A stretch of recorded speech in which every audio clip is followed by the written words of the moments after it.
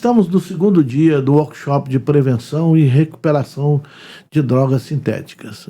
Hoje nós vamos falar do tema tratamento e acolhimento para o dependente químico, que necessita desses dois tipos, e vários tipos de acolhimento ou tratamento do dependente químico, depende da abordagem e da maneira que vai ser olhada a necessidade desse paciente ou desse acolhido que precisa do atendimento. Eu estou aqui com a doutora Elisandra, onde ela vai falar sobre o tratamento e eu vou falar sobre o acolhimento. Meu nome é Célio Luiz Barbosa, sou fundador da Fazenda da Paz, estou presidente da Confederação Nacional de Comunidade Terapêutica, sou presidente da FENACT, Federação Nacional de Comunidade Terapêutica, e conselheiro em dependência química do Conselho de Política Pública sobre Drogas. A necessidade desse momento para todos nós é esclarecer, né, onde e como e quando as famílias ou a própria pessoa pode buscar um acompanhamento. Doutora Elisandra. Oi, eu sou Elisandra, né, eu sou mestre em saúde mental e transtornos aditivos e atualmente eu estou na coordenação do CAPS-AD de Teresina. Como bem falou o Célio, hoje nós vamos falar sobre tratamento e acolhimento. Eu vou falar sobre tratamento na perspectiva do atendimento a esses pacientes junto ao SUS, né? O que a gente tem de dispositivos do SUS voltado para atendimento das pessoas que têm dependência química ou pessoas com transtorno por uso de substância, como é chamado na atualidade pela ciência, não é? Então, assim, enquanto o SUS, nós sabemos que esse movimento para tratamento das pessoas com dependência química, ele é bem anterior à reforma psiquiátrica. Só que, com o advento da reforma psiquiátrica e da criação da Lei 10.216, né, que institui o direito das pessoas com transtorno mental, foi pensado em uma nova modalidade de tratamento para as pessoas com dependência química ou transtornos mentais, né, gerais. Essa modalidade, ela saiu daquela modalidade de manicômio e passou para as instituições em meio aberto, junto à comunidade, pensando na perspectiva de território, né? Esse é um modelo geral do tratamento para as pessoas com dependência química. Pensando nisso, nessa modalidade de território, de atendimento junto à comunidade, né, para que essas pessoas possam fazer o tratamento dentro dos espaços onde elas moram e convivem, né, foram criados CAPs. O que são CAPs? São Centros de Atenção Psicossocial, né, para transtornos mentais, para tratamento de transtornos mentais, né? E como nós conhecemos, a gente que trabalha no SUS, e para que a comunidade também conheça, existem várias modalidades de CAPs, né, de Centro de Atenção Psicossocial. Nós temos o CAPs tipo 1, né, aqueles municípios menores, eles recebem esse CAPs tipo 1. No CAPs tipo 1, existe uma equipe mínima com o médico, psiquiatra, né, ou médico que tenha especialização em transtornos mentais ou saúde mental, né? E também enfermeiro, psicólogo, assistente social, é feito por uma equipe multiprofissional, que vai mudar a quantidade desses profissionais de acordo com cada CAPS. O que trata nesse CAPS tipo 1? Transtorno mental grave, persistente, e também pessoas que têm problemas com álcool e outras drogas, ou seja, pessoas que têm dependência química, que também é um transtorno mental. Aí também nós temos o CAPS tipo 2, que tem a mesma função do CAPS tipo 1, o que vai mudar é a quantidade de pessoas atendidas, né, que pode ser até 45 pessoas dia, e também a quantidade de profissionais que vai atender essa população. E também nós temos os CAPs tipo 3. O que é um CAPs tipo 3? É um CAPs que tem pernoite. Além do atendimento dia, existe também a pernoite, que é o atendimento noite para as pessoas que necessitam. Quem são essas pessoas? As pessoas que estão em crise, né, em crise psiquiátrica, que precisam, né, desse acolhimento na pernoite, do atendimento pernoite, acompanhado por um médico psiquiatra e uma equipe de enfermagem, né, para passar a noite, vamos dizer assim, dentro de um CAPS. Essa pessoa ela pode ficar pernoitando no CAPS tipo 3 por até 15 dias, sendo avaliado se dá continuidade ou não desse acolhimento noturno. Também nós temos CAPs específicos. O que são os CAPs específicos? Nós temos o CAPs AD, que é o que eu vou me referir aqui, né? Que é o CAPs que oferece tratamento para pessoas que têm dependência química, né, que é CAPS álcool e outras drogas. E também nós temos o CAPS infanto-juvenil, que é chamado de CAPS-I, que atende crianças e adolescentes com transtorno mental grave e persistente, e também em decorrência, né, do uso de álcool e outras drogas, ou dos transtornos por uso de substâncias, né. Nós temos também dentro da rede as residências terapêuticas. O que são as residências terapêuticas? São aquelas pessoas, né, que passaram a vida inteira dentro de hospitais, de manicômios psiquiátricos e que não têm para onde voltar, para onde retornar. Ou seja, o lar de onde elas vieram já não existe mais. Então, essas pessoas, elas vão morar. Não é mais um serviço, vamos dizer, de saúde. Mas elas moram dentro dessas residências e dessas residências elas vão para um CAPS. Tem um CAPS, né? Onde elas fazem o tratamento, ou um CAPS tipo 2, ou um CAPS tipo 1, vai depender do município, ou um CAPS tipo 3, depende da gravidade de cada pessoa, do transtorno que a pessoa apresenta. A gente também tem essa modalidade. Além disso, dentro dos dispositivos, né, que foram criados com a reforma psiquiátrica, nós temos as unidades de acolhimento, que elas se dividem em adulto e também infantil. As unidades de acolhimento são instituições de tratamento na modalidade interna, né? A pessoa fica lá dentro, acolhido, né? Sendo resguardado esse tratamento também por profissionais de saúde, médicos, psiquiatras, psicólogos, assistente social, terapeuta ocupacional, enfermeiro, nutricionista, ou seja, é toda uma equipe multiprofissional que faz o atendimento desses usuários. Mas a gente não pode deixar de falar, né, da RAPS, que é a Rede de Atenção Psicossocial. O que é a RAPS? É uma rede mais ampla, porque a gente entende, né, e o SUS também entende, que saúde mental não pode ser só um serviço especializado. Não pode ser tratado só dentro de CAPS. A saúde mental precisa de cuidados desde a atenção básica. Então, quem é que está mais próximo desse usuário? Quem é que conhece esse usuário? Quem é que está em contato direto com a casa dessas pessoas? Né? Nós temos a atenção básica, que é o que muitas pessoas conhecem como postinho, né, Célio? O postinho, eles dizem assim, vou lá no postinho. Então, é lá no postinho ou na unidade básica de saúde, que inicia os cuidados em saúde mental. E dentro dessa atenção básica, a gente ainda tem uma unidade específica para a população em situação de rua, que é o consultório na rua. O consultório na rua é uma equipe de atenção básica voltada para a população específica, que são quem? As pessoas que moram na rua ou que vivem da rua, né? Não só quem é morador de rua, mas também pessoas em situação de rua. A palavra já diz, que é aquelas pessoas que se utilizam das ruas, né, para obter alguma coisa, como, por exemplo, o pão de cada dia, né? Para conseguir um alimento, como os flanelinhas, vou dar um exemplo. Né? São pessoas que estão em situação de rua, mas não significa dizer que são moradores de rua. Então, nós também temos esse dispositivo dentro do SUS, que também oferta esse acompanhamento, esse tratamento também para pessoas com dependência química, só que específico para morador de rua.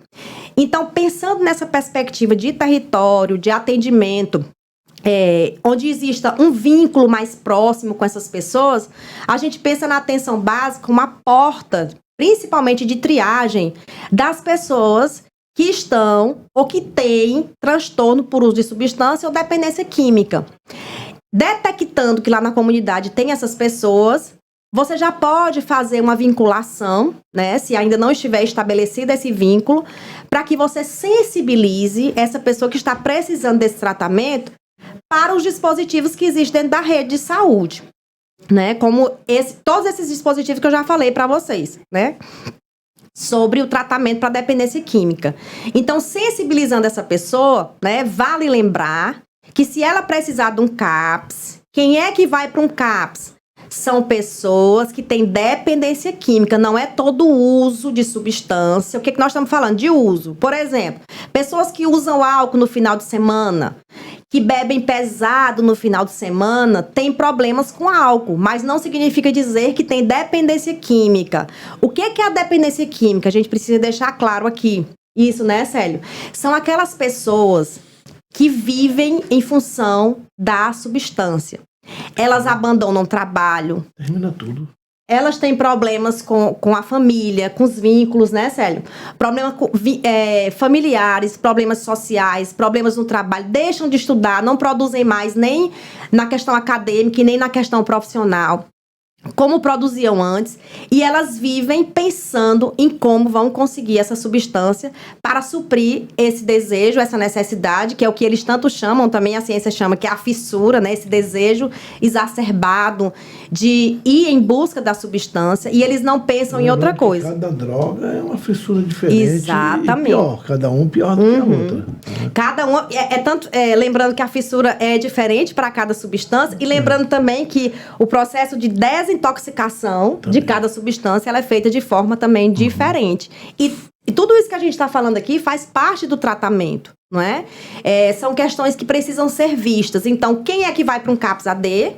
Pessoas que têm transtorno por uso de substância ou dependência química. Não é aquela pessoa que faz uso pesado de substância, beber em binge, que nós chamamos dentro da ciência, que é o beber pesado, ou usar, vamos dizer, maconha de forma pesada, usar vários cigarros, ou fumar várias pedras de crack em um único dia, mas ele consegue manter a vida dele, ele é um potencial a desenvolver uma dependência química, né? Porque nenhum uso de droga, né, de forma indiscriminada, é seguro. Aliás, eu acho que é importante a gente falar aqui que nenhum uso de droga traz a segurança de que você não vai ser um potencial dependente. A maioria das pessoas já tomaram cerveja, então só ela olhar para ela mesma. Ela começou tomando um copinho de cerveja, margosa, né? Sim. Depois a tolerância do organismo dela, vê o tanto que ela consegue tomar hoje. Então, assim, esse aumento que o organismo vai querendo cada vez mais, o final é a dependência química. Exato.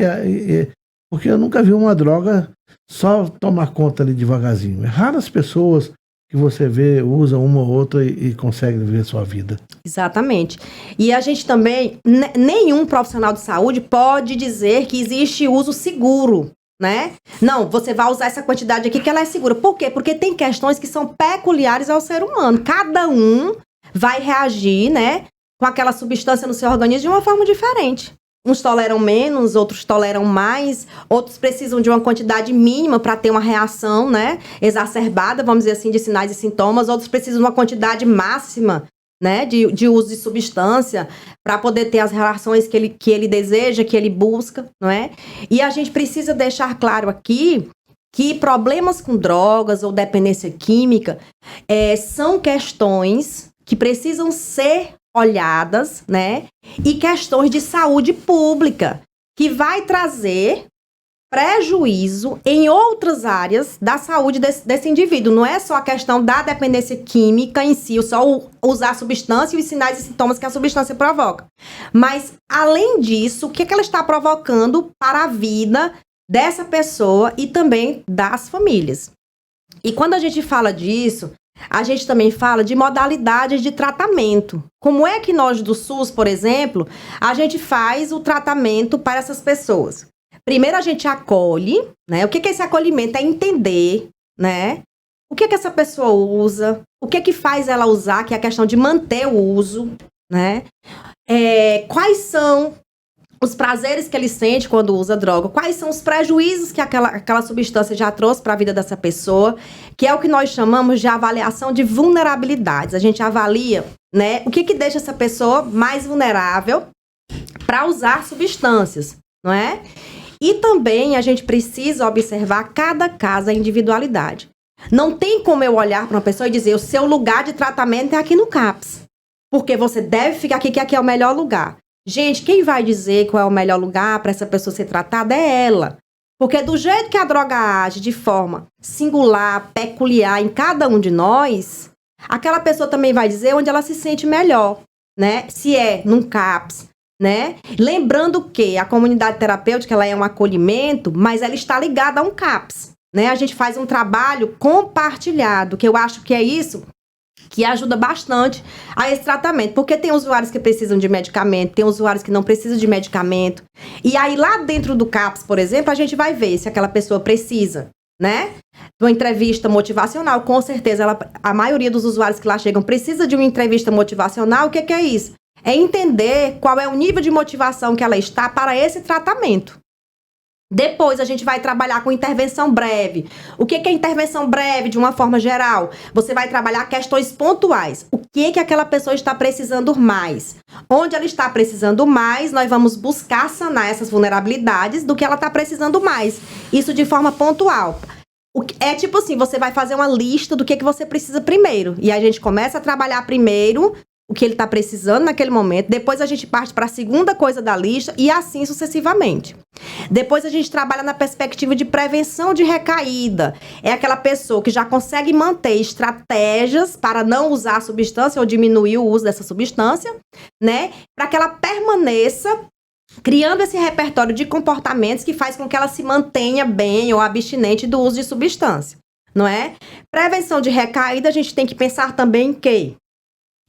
Em reinserção social, né? Que é o resgate dessa pessoa junto à sociedade, se é no processo de trabalho, que é uma das questões que a gente sempre bate, o que eles mais necessitam. E enxergar que reinserção social não é só ensinar uma profissão. Exato. É todo um contexto de acompanhamento até o final, né? É sanar vulnerabilidades, né? Isso Familiar. E eu não posso deixar de falar, né? Para passar aqui a palavra para o meu colega, para o Célio, que a família também faz parte do pilar de tratamento desses usuários. Por quê? Porque a família, ela oferece suporte e apoio, pode oferecer, né, suporte e apoio, a partir do momento que ela entende o que é uma dependência química, que é uma patologia, e que também a família adoece junto a esse usuário, que é o que nós chamamos de codependência, não é? Que são aqueles comportamentos que a família pode ter de manter o uso dessa pessoa, fazer com que aquela pessoa fique mantendo esse uso exacerbado dessa substância ou mantendo a dependência química desse usuário e adoecendo cada vez mais junto com ela. O CAPS-AD também oferece, né, essa modalidade de acompanhamento com o familiar ou com os familiares, vai depender de quantas pessoas estejam próximo a esse usuário, né? Elas serão também atendidas, acolhidas, inclusive nós temos grupos específicos, né? Modalidade de atendimento específica para trabalhar a família. E, Célio, agora eu vou passar a palavra para você. Sim, é muito importante a sua fala da questão do tratamento. Eu começo falando do acolhimento. O acolhimento, ele não chega só através da comunidade terapêutica. O acolhimento foi a hora que começou a conscientização da saúde e atender melhor o paciente. O clínico, o psiquiatra, porque o paciente chega de todas as suas vulnerabilidades por causa da doença. Então, se a gente tem o acolhimento, tem esse sentido de abraçar, de acolher, de enxergar, de ver o outro, nos dá a oportunidade de criar várias ações. Então, hoje, por que o acolhimento? Porque nós trabalhamos na ação porque tem a modalidade de tratamento de comunidade terapêutica. A comunidade terapêutica, ela nasceu na década de 50, nós temos mais de 50 anos que a comunidade terapêutica está inserida, 55 anos inserida no Brasil, nasceu em Goiânia. E a comunidade terapêutica, ela não veio para fazer o serviço do Estado. Ela não veio para ocupar algum segmento. Foi a necessidade da convivência entre as pessoas que viram, porque nós não tratamos, nós não receitamos, nós não damos medicação, nós cuidamos daquela pessoa que ela precisa, e naquele momento, não estar junto, porque ela não está mais junto da família, ela não está mais junto da sociedade, ela já não faz parte de nenhuma, ela não existe nenhum nem. Para o sistema público, para o sistema, ela deixa de existir, porque ela não faz parte de nada. Mas quem levou isso não foi que a família abandonou, a sociedade abandonou, a esposa, os filhos, não. Eu sou dependente químico, fomos nós que abandonamos tudo por causa de uma substância. Como é que eu posso enxergar no tratamento A, X ou B, ou no acolhimento, o que vai me retornar a acreditar que eu sou capaz, que eu posso, que maneira que vão me acolher, que vão me entender, porque eu tinha tudo.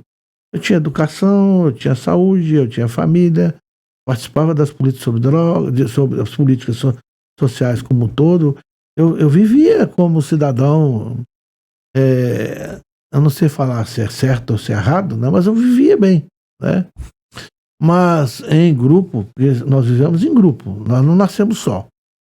E de repente, por causa do começo, do uso, eu nunca vi nenhum traficante, eu nunca vi nenhuma família, nem ninguém forçando alguém a usar droga. A gente começa, a distância está na minha mão e no meu braço. E quem pensa é o cérebro, leva a minha mão à boca. Então eu não conheço pessoas que foram forçadas ao uso de droga, mas a curiosidade e a convivência que nós temos, né, entre as pessoas. Então eu convivo com uma pessoa que toma cerveja, eu passo a tomar cerveja com ela, e a predisposição que ninguém sabe como funciona, né?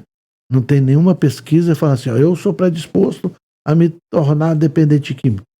Não tem ainda uma pesquisa, quem sabe no futuro a gente pode ter. Mas aí a vivência no dia a dia dessa ação vai me levar a ser um paciente, um acolhido na questão da dependência química. Então, quando nasceu as comunidades terapêuticas, ela nasceu de um grupo de pessoas que viviam em manicômios, estava na hora de sair, mas não tinha saído do manicômio, ou sair da comunidade terapêutica, ou sair do CAPS, sair daí. Vai para onde? Vai acontecer o quê? Então a comunidade terapêutica ela nasceu nesse sentido. As pessoas que tinham problemas mentais aí foram viver em comunidade. E quando foi aumentando o uso, principalmente nas guerras, e na guerra do Vietnã, e todas as guerras que aconteceram, nós tivemos muitos e muitos soldados que foram para a Europa, para a Inglaterra, que tinha bases militares, e o uso da heroína e de outras drogas. Então superlotou, que eram os manicômios que tinha, né? E alguns médicos conseguiram fazer uma ação para a questão do acolhimento do dependente químico de outras drogas. Mas começou no hospital psiquiátrico. Foi incluído a espiritualidade, foi incluído as ações na época da laborterapia, hoje atividades inclusivas. Então foi a construção da necessidade, não de ocupar um espaço, mas na necessidade de atender vamos falar, pode usar a palavra paciente, mas o acolhido na comunidade terapêutica, de atender ele precisa de um atendimento maior, de um tempo maior, ele precisa de sair dali do meio que ele está, porque não tem mais convivência com a família. Como é que você vai conviver ali e resolver o problema sendo o problema? E a família não consegue enxergar porque ela adoeceu também. Se você não cuidar da família, você não cuidou do dependente químico, é certo aquele que não tem família. Uhum. Então, durante o tempo que você está acompanhando, você se torna a família dele, porque quando ele voltar para a sociedade, ele tem a consciência que a construção da família, ou não, depende dele, como a doutora Elisandra falou, depende de cada um, de cada paciente, de cada escolha, né? Então, a necessidade de cada um levou à construção da comunidade terapêutica. A comunidade terapêutica não é pegar, ter uma casa, ou ter um sítio e colocar pessoas. Não. Cuidar de vida é muito importante. Cuidar de vida tem que ser com qualidade em todos os sentidos. Eu sou dependente químico em recuperação há 40 anos que eu estou em recuperação. Mas isso não me credencia a ser um cuidador, a cuidar de pessoas que estão com o mesmo problema que eu. Mas se eu, com o conhecimento que eu tive de estar na droga, de conseguir me recuperar e ter as técnicas necessárias, vai me ajudar, vai me dar um pouquinho a mais de conhecimento daquele que só foi na teoria. Então, assim, a comunidade terapêutica, ela nasceu na junção de profissionais, na junção de família, na junção de religiosos, na junção da sociedade que enxergava que ali precisava de aumentar o cuidado, né? Eu trabalho há 33 anos na política pública sobre drogas no Brasil. Vi nascer todas as escritas que temos, porque temos que ter regras, normas, né, e qualidade no atendimento. Então nós precisamos muito, né, Em 2012, participei da construção da RAPS, né? E lá foi incluída as comunidades terapêuticas. Por quê? Porque nós temos, olha, o Brasil, vou falar um pouco aqui, o Brasil tem tudo pronto. Nós temos o PSF, nós temos o postinho, né? Nós temos o Hospital Geral, nós temos hospitais especializados em dependência química, que é necessário por causa das comorbidades, né? Nós temos o CAPS, temos CRAS, CREAS, nós temos centro, estudo do papel, centro de reinserção social, temos comunidade terapêutica. Já pensou se essa junção toda que está construída trabalhar em conjunto? Olha, a beleza que seria, né, que é você ter uma pessoa que ela está intoxicada, ela vai passar muito intoxicada, vai passar para desintoxicação ali através do CAPS, ou o CAPS encaminhar ela no Hospital Geral. E de lá ela poder ficar um tempo prolongado para recuperar tudo que ela destruiu na vida dela na comunidade terapêutica. Então, assim, não são sonhos, são realidades que podem ser construídas. Quando nós trabalhamos o acolhimento, nós trabalhamos primeiro, quando ele chega na nossa instituição, nós fazemos o quê? Nós fazemos todo o levantamento clínico dele. Nós não somos hospital. A RDC 29 é bem clara, nós temos que ter um técnico de nível superior, pode ser de qual formação, desde que tenha uma formação em dependência química e esteja registrado no seu conselho de classe, e a gente utiliza a rede. Né? Então lá ele vai reaprender, e é uma reeducação. Né? Eu falo que acontece o dia a dia na comunidade terapêutica, aquilo que papai e mamãe nos ensinou. Né? Aprender a voltar a estudar, aprender a voltar a trabalhar, aprender a pedir licença, não falar eu quero, vou e pego, aprender a respeitar o espaço do outro, a convivência entre os pares que tem na comunidade terapêutica, ela é muito importante, porque o lixo da minha vida pode adubar o lixo do outro, ou seja, os meus erros que eu cometi, eu posso enxergar pela convivência que nós temos e a gente não cometer aquele erro. Porque quando nós estamos na abstinência, nós somos capazes de qualquer coisa para construir a droga. Pode ser a pessoa mais rica do mundo ou pode ser a pessoa que mora na... A vontade é a mesma. Não tem diferença. Tem diferença. É porque eu nasci no berço de ouro. Mas a vontade de usar droga é mesmo que é aquele que nasceu ali na calçada e mora na rua. Então, assim, mas como fazer? É ter a compreensão de cada indivíduo do que ele necessita.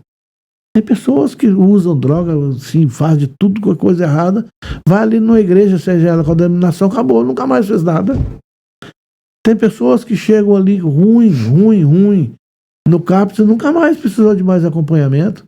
Às vezes, com o tempo, ele jamais nem no CAPS ele volta, ele continua a vida dele. Né? Tem pessoas que vão na comunidade terapêutica e conseguem. Então, assim, é o indivíduo que vai receber as ferramentas na hora certa, no momento certo, e essas ferramentas ele vai aprender a reconstruir a sua vida. Né? Nós estamos falando aqui de drogas sintéticas. Todas as drogas, ela tem o mesmo princípio. Primeiro, entender. Primeiro, aquele que está ou tratando ou acolhendo, entender o grau e a pessoa que está vindo procurar o serviço. Porque, tem pessoas que eu não posso receber na comunidade terapêutica. Que o caminho dela é ir para o CAPS, do CAPS porque ela já tem comorbidades. Nós não podemos atender pessoas. Eu esqueci o nome dele, que era o diretor do CAPS aqui, Teresina, mas em 2012. Dr. Mauro Passamani. Ele mesmo. Mauro Passamani, esse mesmo. Ele é vivo ainda? Sim. Célio, você pega o filé. Eu lembro até hoje, fala, Célio, você pega o filé. Porque as comorbidades que a droga traz, seja ela qual for, e principalmente as comorbidades que a maconha traz, que a maioria é irreversível, né? Então, assim, ela só aguça. Lá na frente, você vai ter, e o uso da droga vai adiantar os seus problemas.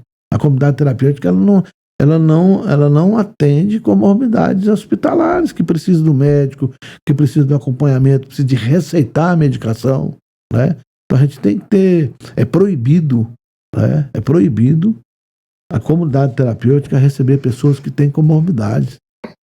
Agora, se ela tem uma medicação, igual, ela vai para casa dela, foi no médico, foi no psiquiatra, recebeu a medicação, tem um lugar correto para dar essa medicação, ela vai viver tranquilo. Mas nós temos que saber bem diferenciar, principalmente nós que trabalhamos na comunidade terapêutica acolhedora. Nós não podemos aceitar qualquer caso. Nós não podemos aceitar. Por isso que há uma triagem. E essa triagem ela é clínica. E essa triagem ela tem que passar por todos os exames e ter um laudo médico que ela está apta a ir para esse local. Porque nós lidamos, continuo falando, estou lidando com vida. Mas essa pessoa que ela chegou bem na comunidade terapêutica, lá na frente ela pode surtar. Sim. E por isso que a gente tem que estar ligado na RAPS, na rede, por isso tem que estar ligado no CAPS. Porque ela surtou, na hora você tem que tomar providência. Senão ela pode fazer alguma coisa com ela mesma ou com outras pessoas. Então, assim, porque a droga, ela destrói. Nunca vi falar nada. Eu sou transplantado de fígado, porque eu peguei hepatite C, tomando picada de heroína, injetando heroína e cocaína na veia. Né? Lembrar que heroína é uma droga sintética. Né? Eu fui um dos poucos que tomou em São Paulo. Heroína tomei bastante. Foi difícil. A frissura dela foi uma coisa terrível, mas não tinha mais. Né? Então, assim, graças a Deus não tinha mais. Mas foi alguns meses passando grande dificuldade com a falta. E então, eu sou um custo para o SUS para me manter. O uso da droga, seja qual for, é um custo para a segurança, é um custo para a educação, porque ele pode estar estudando de qual curso for, ele para de estudar. Não tem. Então, assim, a droga, ela traz no indivíduo e na sociedade uma palavra destruição não, mas um gasto muito alto. Vamos legalizar que vai trazer, agora a palavra agora é legalizar a maconha, que vai trazer recurso para o SUS, vai trazer recurso para isso. Vai acabar com o tráfico, né, também. Olha lá no Uruguai o que está acontecendo, gente. Exato. Então, eu vou falar com vocês. O custo que o tabaco causa para o SUS, o que nós ganhamos no imposto não chega a 10% do gasto. As consequências de saúde, né? Que as pessoas... eu fumava 4 carteiras de cigarro por dia. Tomei um susto. Logo depois, tem uns 14 anos, 15 anos atrás. Eu parei em outras drogas, bebida, tem 40 anos. Comecei a soltar de manhã um catarro preto, uma coisa preta, eu achei logo que é câncer. E fui atrás. Era um alcatrão que estava soltando do meu pulmão. Olha, depois que eu tenho 40, 15 anos atrás, ou seja, 25 anos, né? 25 anos depois que há 20 anos depois eu tive que fazer transplante de fígado. Então, assim, a consequência do uso das drogas é terrível. Então, por isso que nós temos que ter tratamento e acolhimento, ou seja, nós temos que ter um acompanhamento muito forte com o usuário, com o dependente. Mas o usuário está... Não, gente, ele é o futuro dependente químico que vai estar dentro do CAPS, que vai estar no hospital, vai estar dentro de uma comunidade terapêutica ou vai estar no cemitério. Esse é o caminho. Não estou aqui falando para colocar terror, nada disso. Acho que cada um tem a sua escolha e droga é uma escolha de vida. E a gente não tem o direito nem a fala que ele não vai ou deixa de ser. Então nós podemos mostrar que pode haver grande consequência. Então, quando foi construída a comunidade terapêutica no Brasil, foi para atender a população que precisava, que ela ia para o hospital, de primeira era só manicômio. Sim. De primeira ia lá, tomava eletrochoque e voltava bobado para a rua, aí passava não sei se existe essa palavra, mas passava esse abombamento, né? E ele voltava para usar droga, voltava para cometer delitos, e depois voltava para o sistema, tomava, acho que o tratamento era a base de choque, tomava choque, né? E porque era o que tinha. Não adianta a gente culpar as pessoas, a gente tem que culpar e acabar. Eu fiz parte, né? As pessoas não acham, mas eu fiz parte da construção da lei antimanicomial.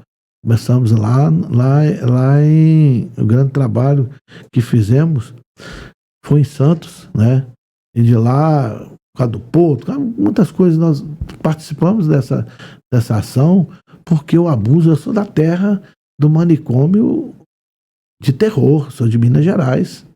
Lá os manicômios era e o manicômio passou a ser usado, né, para as famílias bastardas, para tirar herança, para tirar essas coisas. Então, assim, mas é necessário a gente ter hospital especializado em dependência química para conter algumas ações que a droga vai levar a pessoa. Desintoxicação, por exemplo. Tem desintoxicação gravíssima. Como lá no CAP você vai fazer? Na comunidade terapêutica não tem como. Tem que ter um hospital. Então não podemos generalizar as coisas. O dia que eu passar a compreender que a tese da doutora Elisandra possa complementar a que nós trabalhamos, nós vamos facilitar muito essa questão. Então, quando eu falo que a comunidade terapêutica ela está aqui e faz o seu serviço de qualidade, apesar de termos instituições que falam que nós somos manicômio, somos isso ou aquilo, quem fala que comunidade terapêutica é manicômio, ele não conhece manicômio e não conhece comunidade terapêutica. Se ele conhecesse, ele mudava a fala dele. Mas nós estamos aqui com regras, normas, leis, onde coloca cada ação da comunidade terapêutica. Por exemplo, nós temos que construir o PIA, que é a mesma coisa do PAS. A lei fala PIA e o marco regulatório fala PAS. Então, quem manda é a lei, tem que falar o PIA. Né? O que é o PIA? É fazer o histórico do indivíduo todo. E esse histórico vai acompanhar ele do dia que ele entra até o dia que ele sai, junto com ele e com a família. E ele vai assinar, quando ele chegar lá, ele assina um documento que ele vai participar voluntariamente de grandes ações no dia a dia, uma rotina no dia a dia. E a rotina é o maior inimigo do dependente químico. É o plano individual de acompanhamento, isso, né? Que é desde quando ele entra na triagem até quando ele sai. Até quando ele sai. É como se fosse o livro da história dele no acolhimento. E se esse plano viesse lá do CAPS? E se esse plano chegasse do CAPS, que viesse lá da UBS que atendeu ele? Ou fazer o plano juntos. Se esse plano, da onde ele fosse acompanhado esse plano dele, qual seria o resultado lá na frente? É isso que eu falo, que a gente deveria ter essa questão da rede, porque o PIA é história de vida, né? Então a comunidade terapêutica ela não é obrigada a ter equipe de saúde, mas nós colocamos lá o psicólogo. Hoje no Brasil nós temos 1.600 e poucos profissionais da área de psicologia. Temos mais de 900 profissionais da área de assistência social e várias ações, médicos, aqueles que podem. Mas por que nós não podemos trabalhar em conjunto com a rede? Não é aumentar o trabalho da rede. Pelo contrário, é dar seguimento e melhorar tudo aquilo que a gente poderia. Porque, olha, eu atendi lá no CAPS. Ele vai para casa. Nem em todos os lugares tem o CAPS 3. O AD, né? O álcool e drogas. Daí vai para casa. Por que ele não pode estar num lugar protegido de droga, da violência, né? Um lugar que ele vai aprender, ele vai conseguir ferramentas para reorganizar a vida dele por completo. Né? Célio, isso que você está falando é importante e aí me trouxe aqui uma lembrança. lembrar que tratamento para dependência química é mudança de comportamento. Você Total. pode tomar a medicação de última geração que foi lançada pela melhor indústria farmacêutica do mundo, mas lembrando que essa medicação sozinha não vai fazer com que você se recupere. Se você não tiver mudança de comportamento que requer hábitos novos, uma rotina, como você mesmo falou, estabelecimento de rotinas diferentes da que você tinha quando você usava, essa recuperação ela fica longe de acontecer, né? Que foi uma coisa muito importante que você falou. Como é que eu vou construir a casa, vou reformar minha casa mantendo a parede torta? Exatamente. Ela vai cair. Né? Então, assim, e dá a oportunidade dele aprender uma profissão do mercado, é uma profissão para o mercado de trabalho e seguir a reinserção, que a reinserção não é ensinar uma profissão, a reinserção é ele poder chegar e viver como de igual para igual, tanto no mercado de trabalho como na sociedade. Mas a gente tem um desequilíbrio, a gente não usa, usei 14 anos de droga, tem sequelas até hoje. Tem sequelas até hoje. E vai ser pro resto da vida. Porque eu queimei meus neurônios. Então, assim, a recomposição das minhas ações vai ser através também das minhas atitudes. Sim. Do meu dia a dia. Então, assim, nosso tempo já está acabando, 45 minutos. Das escolhas que eu faço. Das escolhas que eu faço. Então, primeiro, nosso bate-papo aqui deveria ter um dia e meio ou mais para a gente falar sobre essa questão, porque não é só gratificante cuidar do dependente químico. Quando você vê uma pessoa recuperada, quando você vê uma pessoa... Eu tive com uma pessoa que foi meu coordenador há pouco tempo, sabe, abraçamos. Então, assim, ele me viu chegando. Né? Hoje eu tenho 30 anos aqui com a Fazenda da Paz, e tem 33 anos que eu trabalho na ação com dependentes químicos. Atendi 66 mil famílias, né, registradas e tudo, e de vez em quando eu encontro, ô Célio, e a gente vê aquela pessoa, eu sei que às vezes eu não lembro, mas pela aparência e a beleza que a gente vê aquela pessoa ali, dá para olhar, foi muito bom esse tempo que nós ganhamos ajudando. E isso deve acontecer no CAPS, isso deve acontecer no hospital. Então, assim, eu queria propor a todos, né, que vão nos ouvir, estão nos ouvindo, eu queria propor a todos que a gente abraçasse. Então, antes de terminar, eu vou passar a palavra para a doutora Elisandra, e é para a gente terminar o nosso belo bate-papo aqui, né? Não foi uma palestra, foi um bate-papo onde podemos contribuir com todos vocês. Doutora Elisandra. Realmente, Célio, se a gente fosse continuar conversando, era um dia e meio, 2 dias, 3, quem sabe, né? Falando sobre tratamento. Mas como também a gente traz no workshop, né? O nome prevenção, eu gostaria aqui de dizer, né? Que a prevenção, ela faz com que a gente não tenha todos esses custos que o Célio trouxe com saúde, no tratamento dessas pessoas que usam drogas.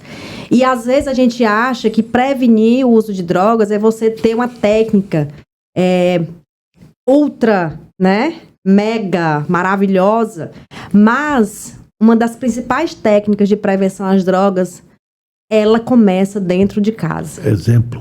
Exemplo, o simples fato, as pesquisas mostram que o simples fato das famílias, né, realizarem as refeições juntas à mesa, isso já ajuda a prevenir drogas. As pesquisas mostram também que manter o diálogo entre pais e filhos ou cuidadores, né, crianças, e começar a conversar desde criança, sabendo como é a rotina dessa pessoa, trabalhando a questão das emoções, né, que nós falamos tanto hoje de regulação emocional, controle da raiva, né, e também entendendo como é a vida dessa pessoa, tanto das coisas boas que acontecem como das dificuldades. Só o diálogo, ele também ajuda a prevenir drogas. Então, é importante a gente falar que essas atitudes simples, elas podem ser iniciadas dentro de casa, e é na nossa casa, na nossa família, né, que a gente pode seguir esses exemplos e também proporcionar para as nossas famílias. Também nós temos o quê? Prevenção que são feitas dentro das escolas, né? O CAPS-AD trabalha muito, as comunidades também dentro das instituições como escolas, né? Centros de esporte, empresas, né? A gente leva psicoeducação, conhecimento sobre as substâncias. E eu acredito que se cada um de nós, a gente tiver uma atitude de conversar, sem olhar para as drogas como uma coisa que é proibida falar, né? A gente precisa falar sim sobre isso, a gente precisa falar o quanto que é perigoso, o quanto que isso impacta na vida das pessoas, o quanto que isso muda a vida das pessoas, né? E para pior, é devastador, né, o uso de drogas. A gente não vai falar de drogas como a última maravilha, porque não é. Quem trabalha, quem usou, quem usa e quem trabalha diretamente com essas pessoas sabe o quanto que o uso de drogas, né, a dependência química é devastadora para a vida das pessoas que têm essa patologia. Então, vamos pensar também em falar de prevenção, né, de tratamento. Vamos lembrar também que a gente precisa trabalhar em conjunto, fazendo um plano individual de atendimento, ou de acolhimento, ou um projeto terapêutico singular, como nós chamamos lá no CAPS-AD, em conjunto, que é o que nós chamamos de atendimento compartilhado entre as instituições. Porque a pessoa não é só do CAPS, precisa da atenção básica, precisa do CAPS, precisa do hospital, precisa do CRAS, do CREAS, né, que são os centros da assistência social, precisa da comunidade terapêutica. Então, olhar para a individualidade de cada ser que chega para a gente, para saber qual é a necessidade que ele tem naquele momento, né, e tentar fazer os encaminhamentos devidos, ou seja, necessários, não ficar empurrando a pessoa dentro da rede, sem saber de verdade o que é que ela está precisando. E a gente só vai conseguir fazer isso quando a gente começar a escutar, a ouvir essas pessoas em suas demandas e tentar sanar. E eu quero agradecer a oportunidade, né, de estar aqui com vocês. Me coloco à disposição de quem precisar, né, para conversar. Endereço, né? do CAPS? Trocar uma ideia. O CAPS-AD de Teresina fica na Quintino Bocaiúva, 2978, Zona Sul de Teresina. Para ser específico, né, como as pessoas gostam de ponto de referência, fica 2 ruas atrás do SAMU, que fica na Miguel Rosa, né, da unidade do SAMU. Obrigada. Eu gostaria de deixar para vocês aqui uma palavra. O exemplo é tudo em família, o exemplo é tudo na vida. Então, se você puder dar o exemplo para os seus filhos e para o local de trabalho, que o uso indevido de drogas, o uso de drogas vai levar à destruição, não é falar que é proibido, não pode. Se falar para o adolescente que é proibido, ele quer na hora. Eu fui adolescente, todos nós somos adolescentes, crianças. Então, assim, é ensinar. A prevenção, para mim, é tudo, porque se você gastar R$1 na prevenção, você economiza R$10.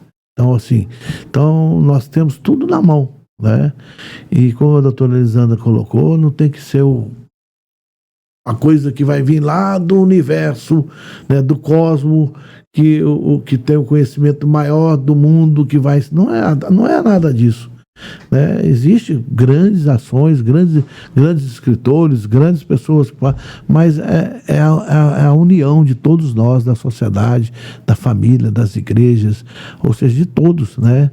A união de todos nós não é combater, nós vamos aprender e nem a conviver, a solucionar problemas que envolvem drogas no meio da nossa sociedade. Então, é muito importante. Eu sou fundador da Fazenda da Paz e eu vou deixar para vocês aqui um vídeo sobre a Fazenda da Paz. Ela está aberta para acolher pessoas do Brasil todo, gratuitamente, né?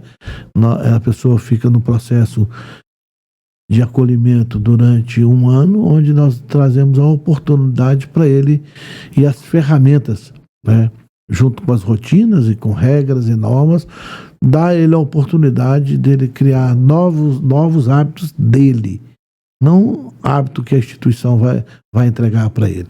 Então eu quero mostrar para vocês agora aqui um pequeno vídeo mostrando a Fazenda da Paz.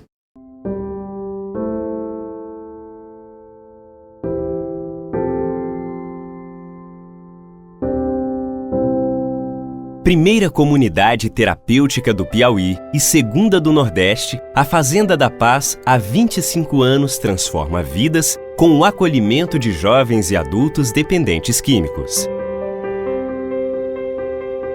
Todos seguem a um plano terapêutico que tem como base a espiritualidade, disciplina e prevenção. A Fazenda da Paz, ela nasceu da ideia e da vontade de Padre Pedro Balzi. Ele tinha o desejo de ajudar as pessoas que na época, há 25 anos atrás, já estavam morrendo no mundo das drogas. Foi construída com a cultura daqui, com profissionais daqui, com pessoas que queriam ajudar o próximo. A sala de aula, seja para o ensino regular ou profissionalizante, é o diferencial da comunidade que já levou cerca de 50% dos que concluíram o tratamento para o mercado de trabalho. A Fazenda da Paz se especializou na profissionalização dentro do projeto terapêutico e isso foi nos dando uma transformação e um diferencial do acolhimento ao dependente químico. A Fazenda da Paz foi também a primeira do Brasil a conseguir apoio do poder público no tratamento de dependentes químicos. Uma parceria com o governo do Piauí que tem ajudado a reconstruir milhares de famílias. Com foco nas ações voltadas para a reinserção social, o projeto Ressocializar para Não Prender também resulta de uma importante parceria com o governo do Piauí e o Tribunal de Justiça do Estado. Um atendimento cada vez mais descentralizado que busca a recuperação dos que desejam construir uma nova história. A Fazenda da Paz, ela foi construída por várias mãos, com pensamentos diferentes, mas com uma grande vontade de ajudar o próximo.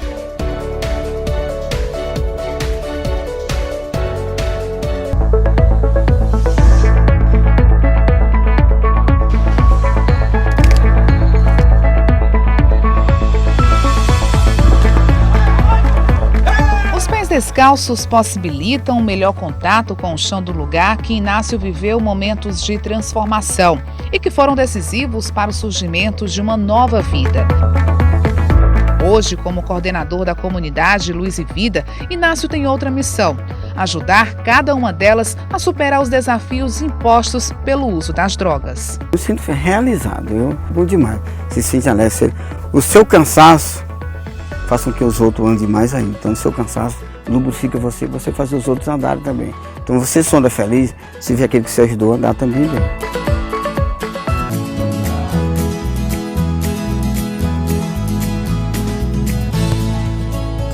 O tratamento dura em média 1 ano e é dividido por módulos que consideram o quadro e a evolução dos acolhidos.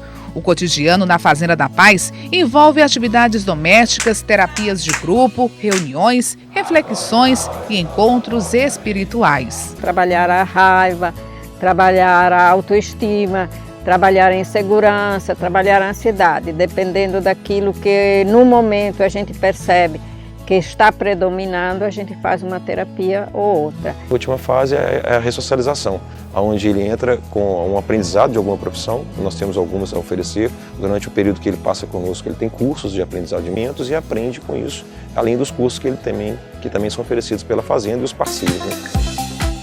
A fabricação da cajuína, a marcenaria, os cursos de informática e manutenção de computadores são apenas algumas das capacitações em que os acolhidos participam. Depois que nós começamos a tratar, a qualificar pessoas para ir para o mercado de trabalho, nós tínhamos 20% a 25% de êxito no acolhimento. Hoje são 78% nós temos de êxito no acolhimento e no resultado do dependente químico. Por quê?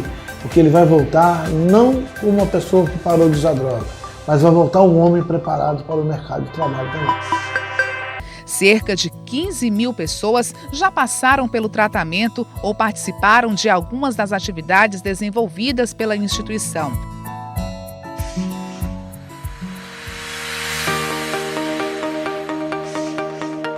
A Fazenda da Paz foi escolhida pela Universidade Federal de Santa Catarina e pela Senad como exemplo de melhor atendimento terapêutico e com reinserção social, é levado para o Brasil como um exemplo de plano terapêutico.